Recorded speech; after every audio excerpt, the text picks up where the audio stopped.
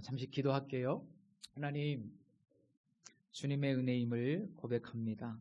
주님께서 지난 한 주간 지켜주시고 우리 발걸음 또다시 성전으로 인도해 주셨습니다.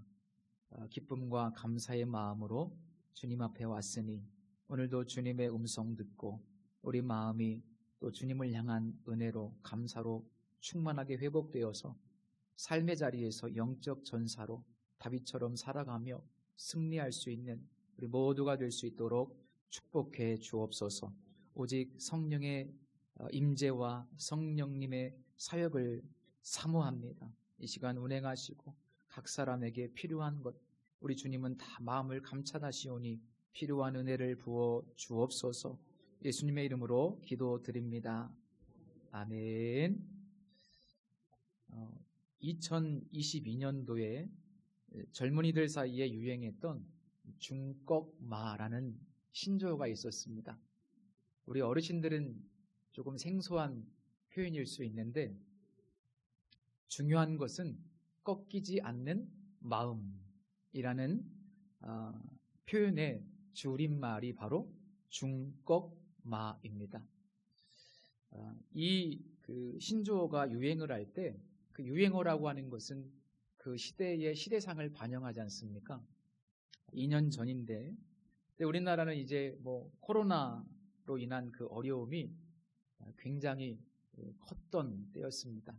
그리고 경제 침체, 또 금리 인상, 또 부동산 폭등, 또 청년들의 어떤 실업 문제, 여러 가지 이 사회 구조적인 어려움과 갈등이 정말 많았던 시기인데, 그렇게 힘들고 어려운 시기에는 당연히 부정적인 분위기가 팽배할 수밖에 없습니다. 그런데 그 시대에 이 중꺽마, 중요한 것은 꺾이지 않는 마음, 이 신조어가 그런 분위기 속에서도 이제 유행을 하게 되면서 그래도 사람들의 마음 속에 힘들지만 꺾이지 말아야 되겠다, 힘들지만 포기하지 말아야 되는구나, 또 힘들지만 도전해야 되는구나, 또 힘들지만 현재의 상황에 매몰되지 말고 또다시 일어서서 나아가야 된다라고 하는 그런 일종의 희망의 메시지를 준 하나의 신조어였습니다.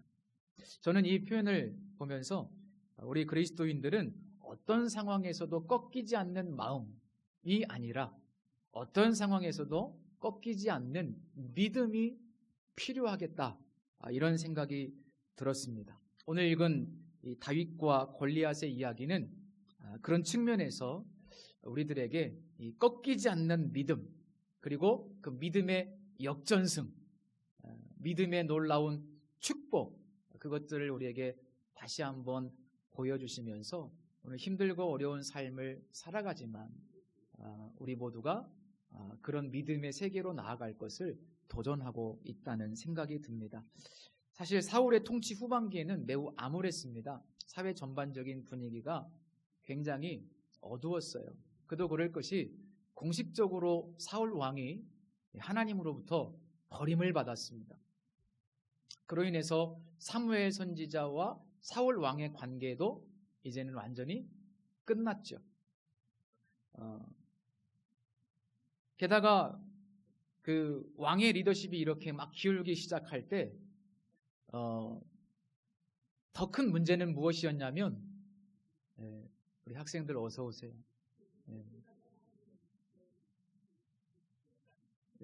저는 이 분위기에도 꺾이지 않습니다.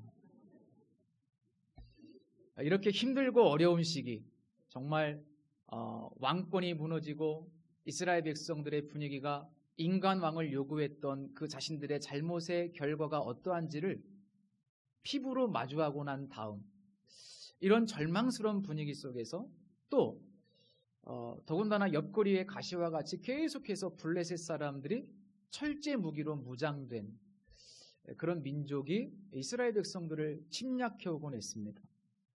그러니까 얼마나 힘든 상황인지 몰라요. 이런 상황에서 또다시 블레셋 족속이 저 유다 서쪽 지역으로 쳐들어오게 되면서 어려울 때, 우리 그렇지 않습니까? 어려울 때 또 어려운 일이 계속 일어나잖아요. 엎친 데 덮친 격으로. 이스라엘 백성들이 지금 굉장히 힘들고 어려운 시기인데 또 사울의 통치 후반기에 블레셋 족속이 쳐들어옵니다. 바로 이 전쟁에서 이제 그 유명한 블레셋의 전사 골리앗이 등장을 하는데요. 이 17장 전반부에 보게 되면 골리앗에 대해서 아주 상세하게 묘사를 하고 있습니다. 그는 키가 6규빗 1뼘이었습니다. 오늘날의 수치로 계산을 하면 2m 90cm 정도. 엄청나죠, 그죠? 아마 이 천장까지 닿을 것 같은데. 그런데 그 히브리어 성경을 헬라어로 번역한 70인역이라는 성경에 보게 되면 2m가 조금 넘는 수치로 기록하고 있습니다.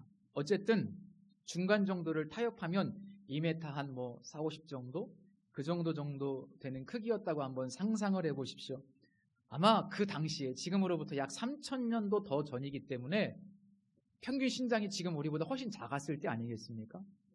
그러면 2m가 넘는 거구의 그 골리앗은요, 진짜 거인처럼 보였을 것 같아요. 그리고 그 갑옷의 무게만 해도요, 놋 5000세겔인데 이걸 또 환산해 보면 약 57kg 정도 되는 무게입니다. 57kg 안 되시는 분들 여기 많으시죠? 아닌가? 네. 어지간한 여성들 몸무게 57kg. 네. 그 정도 됩니다. 그리고 이 창날만 1600세겔이라고 기록되어 있는데 이거는 창날만 계산해서 약 7kg 정도의 무게. 어마어마한 무게죠. 아마 거구였기 때문에 그 완력도 대단했던 것 같습니다. 거기다가 방패를 든 그 사람이 골리앗 앞에서 큰 방패로 방어를 하고 있기 때문에 그야말로 정말 난공불락의 요새와 같은 그런 엄청난 위용을 뽐내는 이 골리앗의 모습입니다. 누가 봐도 기가 죽을 수밖에 없죠. 이스라엘과 블레셋이 엘라 골짜기에서 대치하고 있을 때 이 골리앗이 나와서 이스라엘 백성들을 조롱하면서 1대1 전투, 1대1 대결을 제안합니다. 다 싸울 것 없이 한 사람씩 내보내자. 1대1로, 우리 아이들 말로 1대1로 맞짱을 좀 뜨자. 그만큼 자신이 있다 이겁니다. 자, 그런데 반응이 어떻습니까? 오늘 읽진 않았지만 17장 우리 11절 말씀을 한번 보십시오. 사울과 온 이스라엘이 블레셋 사람의 이 말을 듣고 놀라 크게 두려워하니라. 그리고 24절 말씀에도 보면 이스라엘 모든 사람이 그 사람을 보고 심히 두려워하여, 심히 두려워했다. 그 사람의 용모를 보고 심히 두려워했고 그 사람의 그 소리를 듣고 이스라엘 백성들과 사울은 두려움에 압도당하게 되었습니다. 두려움의 근원이 무엇입니까? 사람이 느끼는 두려움에는 세 가지 부류가 있어요. 첫 번째는 일종의 보호 본능이 있습니다. 보호 본능. 이거는 건강한 두려움이고 이런 두려움은 우리에게 꼭 필요합니다. 두 번째로 죄를 지었을 때 느끼는 두려움이 있죠. 우리 죄를 지었을 때 느끼는 두려움이 분명히 사람에겐 있어요. 하나님께서 인간을 창조하실 때 사람에게 주신 영적 본능입니다. 죄를 지었을 때 느끼는 두려움. 세 번째는 우리에게 믿음이 없을 때 찾아오는 두려움이 있습니다. 믿음이 없을 때 찾아오는 두려움. 단지 눈에 보이는 현실, 상황과 환경에 압도당함으로 인한 두려움인데 오늘 본문의 사울과 이스라엘 백성들의 두려움이 바로 이에 해당합니다. 오스왈드 챔버스 목사님이 쓰신 그 주님은 나의 최고봉에 보면 이런 내용이 있습니다. 좌절과 두려움을 느낀다는 것은 하나님의 말씀을 붙들지 못하고 자신의 생각에 빠져 있다는 증거이다. 정리를 해보면 그런 겁니다. 한마디로 우리가 믿음이 없을 때 두려움을 느낀다는 거죠. 믿음이 없을 때 두려움에 압도당하게 된다는 겁니다. 혹시 지금 무엇을 두려워하고 계신가요? 혹시 두려움을 느끼고 계신가요? 왜 두려움을 느끼고 계신가요? 우리가 세 번째 두려움을 가지고 있다면 그 두려움이 무엇 때문인지를 정확하게 분별해야만 합니다. 그 두려움이 정당한 두려움인지 정당하지 않은 두려움인지 스스로 한번 우리 내면에 있는 두려움을 오늘 말씀을 통해서 점검해 보시면 좋겠습니다. 전쟁이 교착 상태에 빠져 있습니다. 그럴 때 어린 다윗이 전쟁터에 있는 형들에게 먹을 것을 가져다 주라는 아버지의 심부름을 받고 엘라 골짜기로 향하게 됩니다. 다윗이 이제 가끔 왕궁에 들어가서 사울을 위한 연주자로 그렇게 활동을 하긴 했습니다만 주로 베들레헴에서 양을 치고 있었습니다. 그런데 이 다윗이 전쟁터에 막 도착했을 즈음에 마침 골리앗이 또 등장한 겁니다. 그래서 막 이전처럼 이스라엘 백성들을 막 조롱하기 시작하는 거예요. 그리고 한 명 나와봐라. 1대1로 맞짱을 뜨자. 계속해서 조롱하며 싸움을 돋우는 겁니다. 다윗이 그 소리를 때마침 도착해서 듣게 되는 거죠. 이때 아직 10대 중반의 나이, 16, 17 정도 되는 나이. 그 다윗이 이렇게 반응합니다. 이 할례 받지 않은 블레셋 사람이 누구이기에 살아계시는 하나님의 군대를 모욕하겠느냐. 골리앗의 조롱을 듣는 순간 이 어린 다윗의 마음속에 분노가 치밀어 오릅니다. 이 고백을 보면 분명히 다윗은 이 전쟁을 하나님의 전쟁으로 인식하고 있죠. 그리고 여호와만이 유일하신 하나님이라고 믿고 있었습니다. 그래서 도저히 하나님의 이름이 조롱당하는 이 현실에 대해서 다윗은 용납할 수가 없었고, 그리고 또한 이 조롱에 대해서 단 한 사람도 반응하지 않는 이스라엘 백성들의 모습, 그것도 역시 용납할 수가 없었던 겁니다. 첫 번째 왕의 실패 이후에 등장하는 두 번째 왕 다윗은 첫사람 아담의 실패 이후에 두 번째 아담으로 이 땅에 오실 예수 그리스도를 상징하는데요. 이 두 인물의 공통점이 있어요. 오늘 본문에서 찾을 수 있는 그 공통점은 바로 거룩한 분노입니다. 거룩한 분노. 하나님의 영광을 위한 열정. 그리고 그것이 바뀌면 거룩한 분노가 되죠.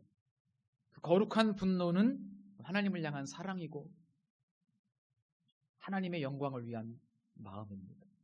그것이 다윗에게는 충만했어요. 그래서 다윗은 여러모로 예수님을 보여주는 인물입니다. 자, 그 마음은 곧 언어와 행동으로 드러나는데 다윗은 자신이 충분히 골리앗과 싸워서 이길 수 있다. 그런 이야기를 당당히 사람들에게 이야기합니다. 그러니까 이제 이 전쟁터에서 삽시간에 누군가가 이걸 전하게 되면서 이 이야기가 사울 왕의 귀에까지 순식간에 들어가게 되고, 누구냐 불러와라. 그래서 다윗이 사울 앞으로 불려갑니다. 그랬더니 웬걸? 아니, 골리앗을 이길 수 있는 사람이 싸워서 나가서 내가 한번 싸워보겠다, 그런 사람이 있다고 해서 불러왔는데 조그만 소년이에요. 우리 여기 지금 학생들 정도 되는, 이 정도 되는 나이예요. 네. 그러니까 사울이 봤을 때 기가 차겠죠. 뭐 계란으로 바위를 치는 격이지. 아니, 조그만 소년이, 전쟁도 한번 안 해본 10대 중반의 소년이 어떻게 전사 골리앗을 싸워서 이길 수 있습니까? 이 대결은 말이 안 되는 대결이죠. 기가 찬 사울 왕이 이렇게 다윗에게 이야기합니다. 사울이 다윗에게 이르되 내가 가서 저 블레셋 사람과 싸울 수 없으리니 너는 소년이요 그는 어려서부터 용사임이니라. 불가능하다. 이거는 말이 안 된다. 누가 봐도 그렇게 판단하지 않겠어요? 그죠? 누가 봐도 불가능합니다. 그런데 꺾이지 않는 믿음의 사람 다윗이 물러서지 않고 대답합니다. 제가 지금까지 양을 치면서 사자나 곰이 양을 물어가면 쫓아가서 그 짐승의 입에서 양을 구해냈습니다. 그 짐승이 돌이켜서 나를 해치려고 했을 때는 내가 그 짐승의 목덜미를 부여잡고 쳐서 죽이기도 했습니다. 그리고 나서 다윗이 이렇게 고백합니다. 주의 종이 사자와 곰도 쳤은즉 살아계시는 하나님의 군대를 모욕한 이 할례받지 않은 블레셋 사람이리까 그가 그 짐승의 하나와 같이 되리이다. 또 다윗이 이르되 여호와께서 나를 사자의 발톱과 곰의 발톱에서 건져내었은즉 나를 이 블레셋 사람의 손에서도 건져내시리이다. 조금도 주저함이 없습니다. 이 대화를 보면요, 지금 사울 왕은 골리앗을 꺾을 수 있는 강한 전사가 필요하다고 생각하고 있어요. 그렇죠? 그런데 다윗은 다릅니다. 다윗은 지금 강한 전사가 필요한 것이 아니고 하나님을 신뢰하는 것이 가장 중요하다고 역설하고 있습니다.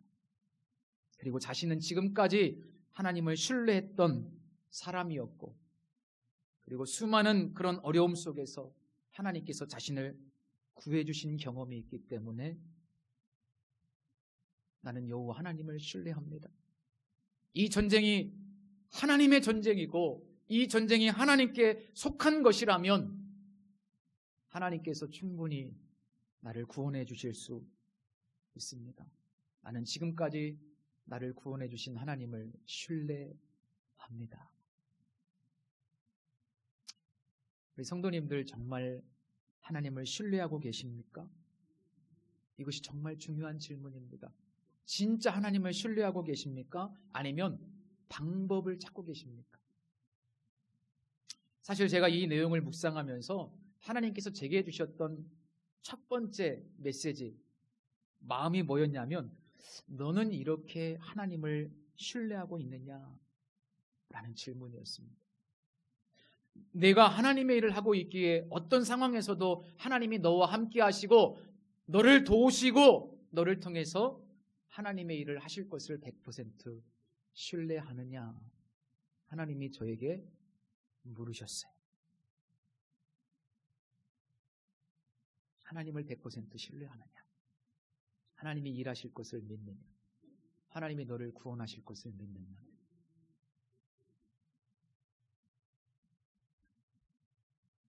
오늘 본문에서 다윗의 언어를 보면, 다윗의 고백을 보면 1%의 의심도 없습니다. 조금의 주저함도 없습니다. 두려움도 없습니다. 후회도 없습니다. 단 1%도 그것을 찾아볼 수 없습니다. 오히려 32절 말씀에 보면 사울 왕 앞에 선 다윗이 먼저 사울에게 위로하듯이 이야기합니다. 그로 말미암아 사람이 낙담하지 말 것이라. 주의 종이 가서 저 블레셋 사람과 싸우리이다. 왕 앞에서 지가 먼저 이야기해요. 그 사람으로 말미암아, 골리앗으로 말미암아 두려워하지 마십시오. 낙심하지 마십시오. 제가 가서 싸우겠습니다. 나중에 골리앗 앞에 섰을 때 또 이렇게 고백하지 않습니까? 오늘 본문 말씀의 하이라이트죠. 46절, 47절. 다시 한번 이 말씀만 다 같이 한번 읽어보겠습니다. 오늘 여호와께서 너를 내 손에 넘기시리니 내가 너를 쳐서 내 목을 베고 블레셋 군대의 시체를 오늘 공중의 새와 땅의 들짐승에게 주어 온 땅으로 이스라엘의 하나님이 계신 줄 알게 하겠고 또 여호와의 구원하심이 칼과 창에 있지 아니함을 이 무리에게 알게 하리라. 전쟁은 여호와께 속한 것인즉 그가 너희를 우리 손에 넘기시리라. 아멘. 100% 하나님을 신뢰하는 이 다윗의 믿음, 정말 도전이 됐습니다. 100% 하나님을 신뢰하는 이 믿음, 우리에게 이 믿음이 있으신가요? 오늘 이 시간에 다시 한번 우리의 믿음을 한번 성찰해보는 시간이 되었으면 좋겠습니다. 이 다윗의, 소년 다윗의 믿음을 보면서 정말 나에게는 이런 믿음이 있는가? 조금도 두려워하지 않는 믿음이 있는가? 100% 하나님을 신뢰하는 믿음이 있는가? 이 믿음이 어떻게 다윗에게 있게 되었는지를 다음에는 좀 살펴보도록 할 텐데, 오늘 이 본문에서 제가 깨닫는 바 가장 중요한 것은 우리가 이런 믿음이 요구되고 있다는 사실이 이 시대에, 이 암흑의 시대에, 이 타락한 시대에 오늘 이런 믿음이 우리에게 요구되고 있고 이 시대에 바로 하나님이 찾으시는 믿음의 전사가 되어야 한다는 것을 저는 우리 성도님과 함께 나누고 싶었습니다. 18세기 말할 수 없이 타락했던 영국 사회, 정말 많이 타락했던 그 암울한 영국 사회에 놀라운 영적인 부흥의 주역이었던 존 웨슬리 목사님, 소위 이제 우리 감리교, 우리 성결교 신학의 뿌리인데 감리교의 어떻게 보면 창시자라고 말할 수 있는 분인데 그 존 웨슬리 목사님께서 이런 유명한 말을 했습니다.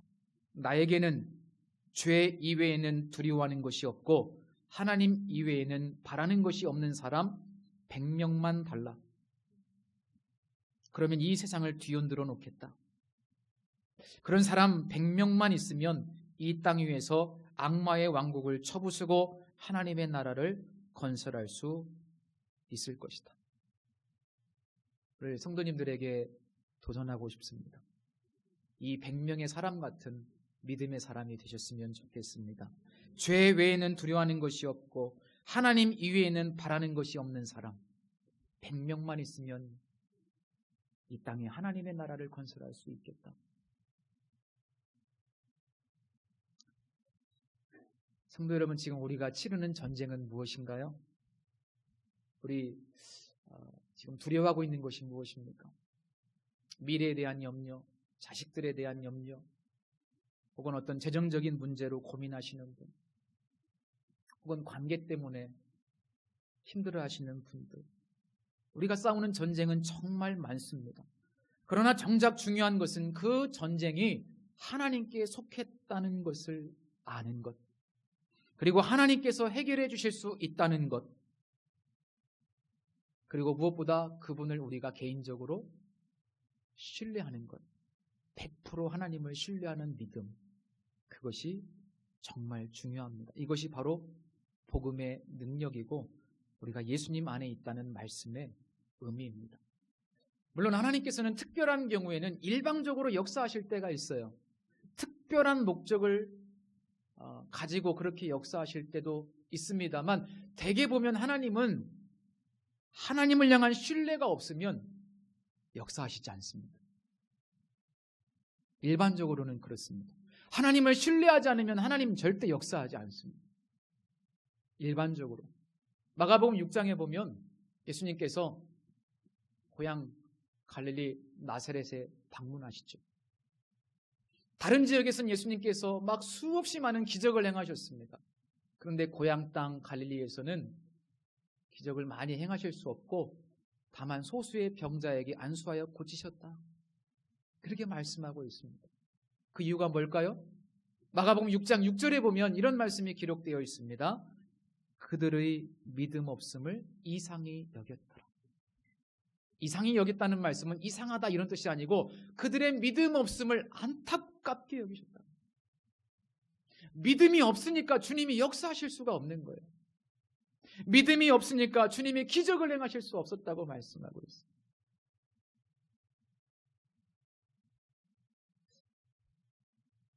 저의 경험인데요. 저는 부끄럽지만 목사가 되어서 그리고 목회하면서 진짜 복음이 믿어지기 시작했어요. 그러면서 제가 깨닫는 것이 있어요. 많은 사람들이 교회는 다니는데 진짜 복음을 믿지는 못하고 살아가겠구나. 목사인 나조차도 하나님을 믿지 못했구나.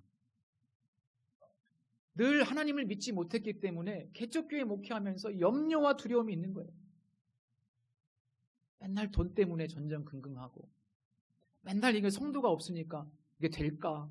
이러다 마는 것인가? 이런 불안하고 두려운 마음들이 엄습해오고 저는 다 인정해요. 그거 사람이니까 그 과정을 다 겪는다고 생각을 해요. 그런데 어느 순간에 하나님께서 저에게 말씀하셨어요. 이 교회가 주님의 교회고 주님께서 이 교회를 다스리시고 통치하시는 분이시다. 내 교회는 내가 세운다. 그럼 주님 뭐라고 하셨냐면 왜 네가 걱정하고 앉아있느냐. 내 교회인데 왜 네가 걱정하고 있느냐 그러더라고요. 혹시 하나님의 자식인데 왜 네가 걱정하고 있진 않습니까? 하나님께서 그렇게 말씀하실 수도 있어요. 아니 네 자식도 아닌데 왜 네가 걱정하고 있어? 아, 네 교회가 아닌데 왜 네가 걱정하고 있어? 저는 이게요, 진짜 내가 부끄럽더라고요. 목사인데 물론 인간이기 때문에 이 무거운 짐을 지고 살아가는 거예요. 사실은 힘드셔요. 몸으로 또 와요 이게. 근데 저는 그때 주님께서 그런 깨달음을 주셨어요. 아, 내가 하나님을 신뢰하지 못하면 하나님이 역사하실 수 없구나. 이게 기본이구나. 내가 뭐 일을 많이 하고 밖에 나가서 전도를 열심히 하고 뭐 엄청 기도를 열심히 하고 뭐 철야를 해도 내가 기본적으로 마음속에 그 하나님을 신뢰하는 마음이 100% 들지 않으면 아무리 종교 활동을 많이 해도요, 하나님이 역사하실 수 없어요. 이게 근본이자 기본인 거예요. 제가 깨달았어요. 이게 진짜 복음이라는 걸 깨달았어요. 복음은 뭐냐면 나의 힘으로는 할 수 없으니까 주님이 대신 해주시겠다는 것이 복음이잖아요. 우리 성도님들의 능력으로 자녀들 다 잘 키울 수 있나요?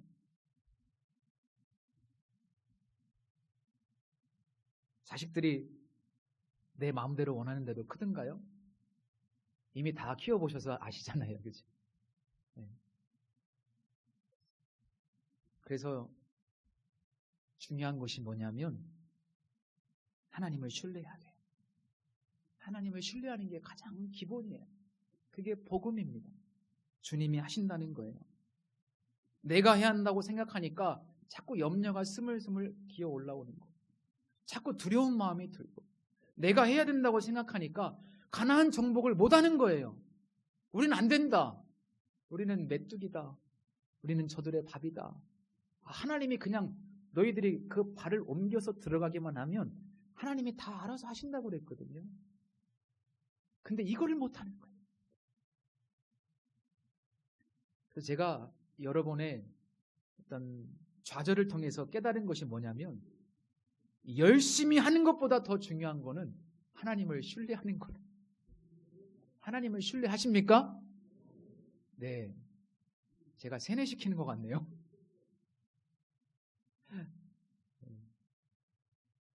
하나님이 믿어져야 돼요.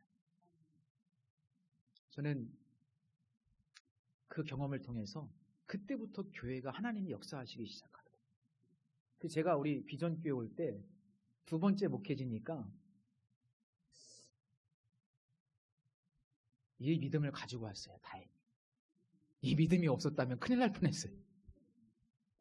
우리 교회 와가지고 이 상황 파악이 좀 되고 나니까 장난이 아닌 거예요. 다행인 것은 제가 이 믿음이 있었어요.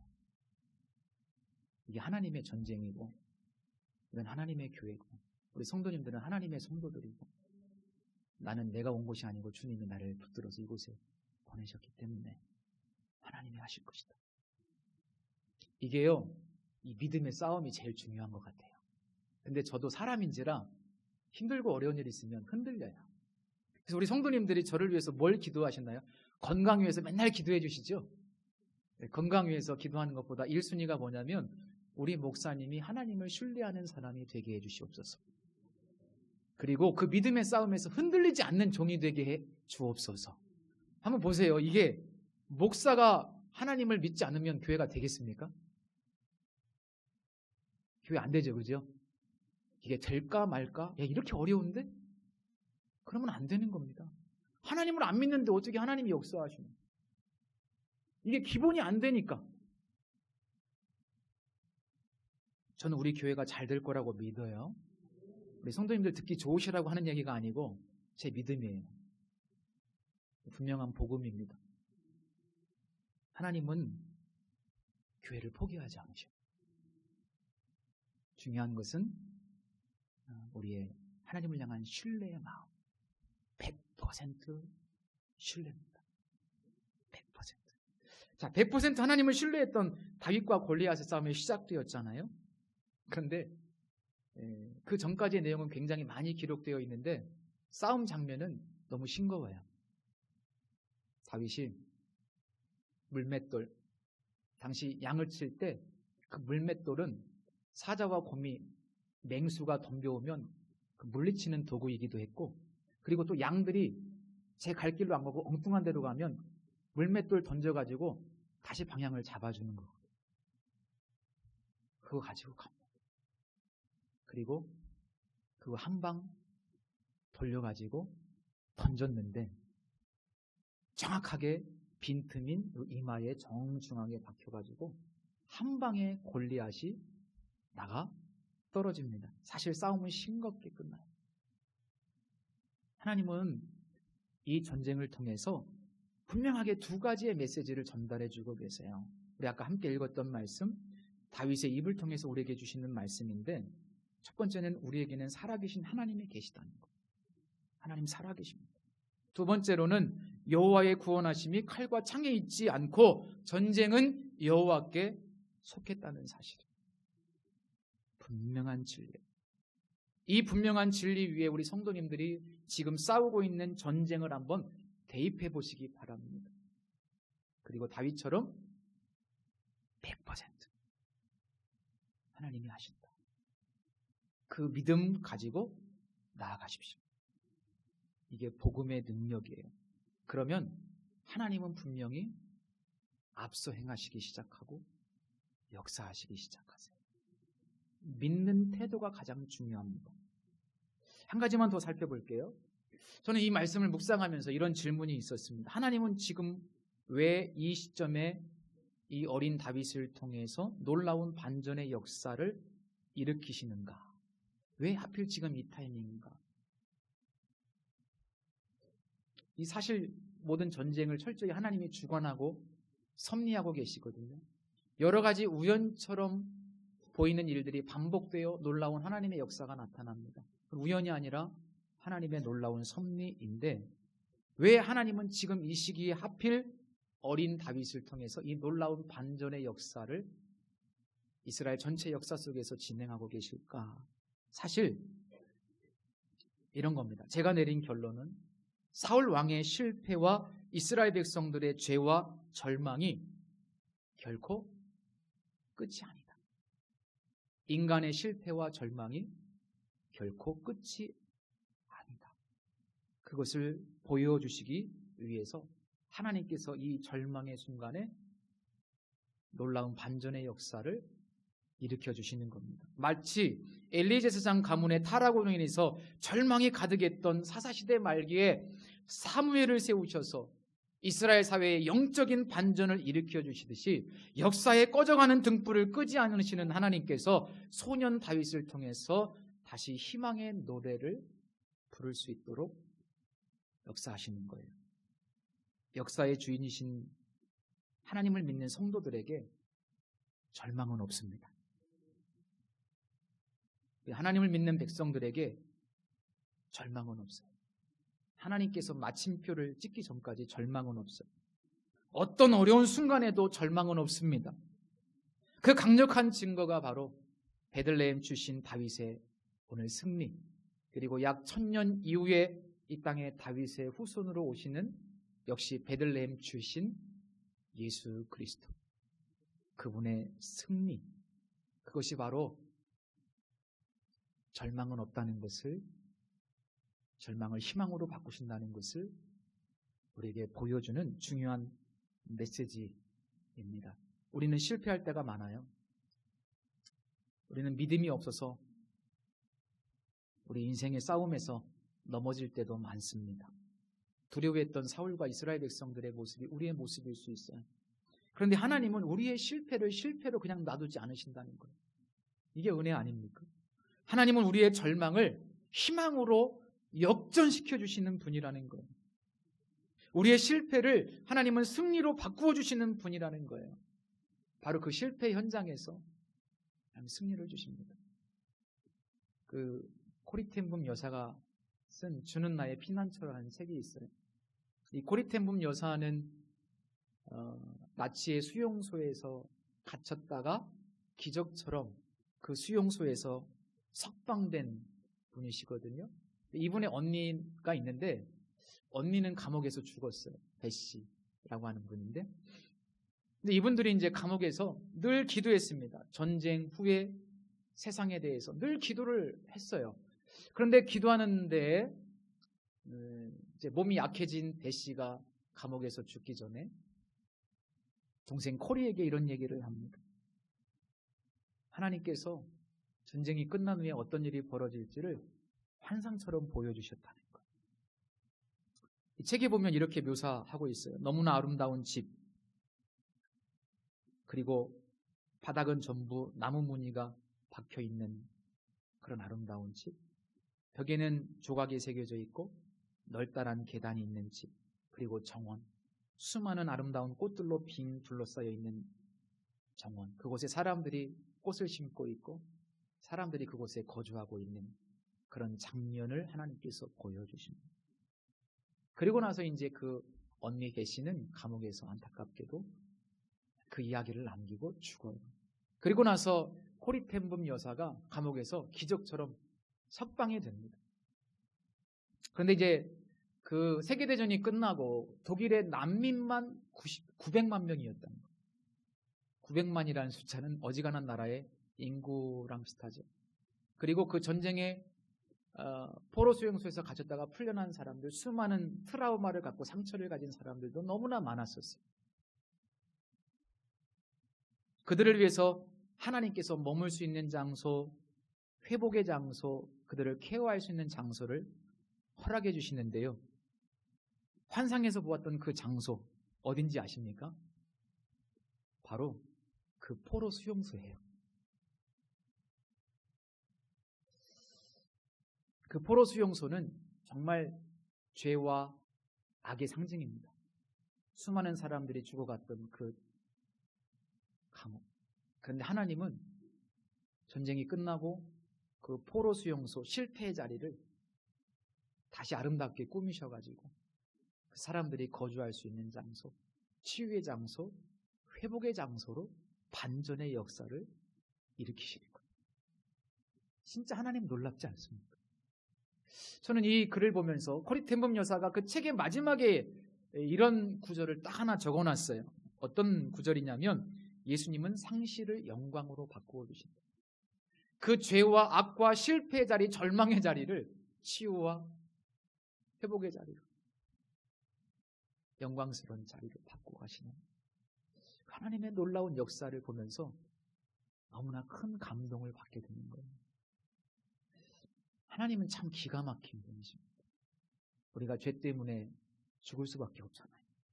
우리가 해결할 수 없잖아요. 그런데 하나님은 절망밖에 없는 우리들에게 예수님을 보내주셨어요.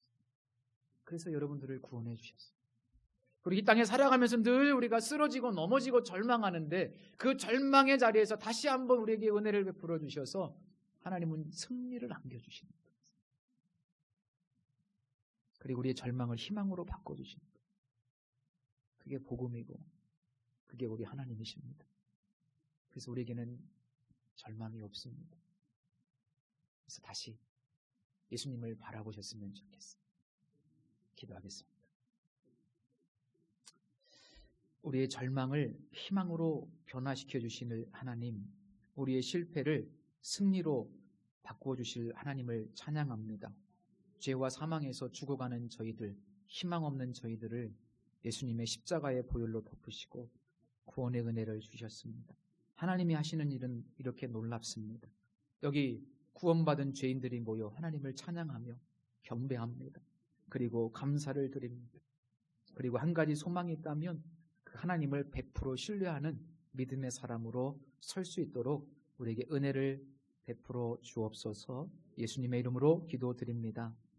아멘.